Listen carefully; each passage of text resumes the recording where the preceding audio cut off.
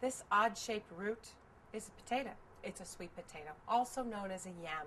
Great for holidays. Candied yams are so delicious and so good for you. They're rich in nutrients and vitamins. They are exceptional to eat year-round, and they're very reasonably priced. So it can be a side dish or a main dish, especially for the vegetarian fare, at any time.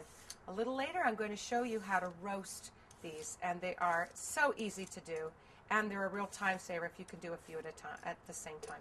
As you notice, I'm just quickly giving the yam a nice all-over peel to get rid of the skin. The skin is very good for you, so you could just scrub it and chop it and throw it in a roasting pan, and you can eat it with the skin completely, and it would be delicious. I'm going to use this for another dish, so I decided to take off all of the skin.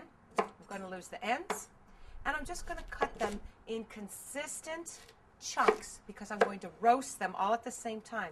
And your trick for roasting vegetables all at the same time is to make sure that the cuts are similar shapes and sizes. So I've just made some wheels, this one here, and I'm using my nice sharp chef's knife, and I'm just going to quarter them, third them, eighth them, whatever, and about pieces like that. I'm going to have my baking pan handy because that's a great time saver. Rather than go around and putting them in a side bowl or whatnot, have the baking dish that you're going to actually cook them in standing by handy. It's a great time saver. And as we all know, I love to save time and I like to minimize mess. You've noticed that I've used this mulching bin next to me for a lot of my scraps. I recommend that you start doing the same thing around your home because, as you can see, even just with these few shows that I've been working with you today, you can see that I've generated a lot of waste that would normally go in the trash. Instead, now I've created mulch, which will help grow more fruits and vegetables for the future.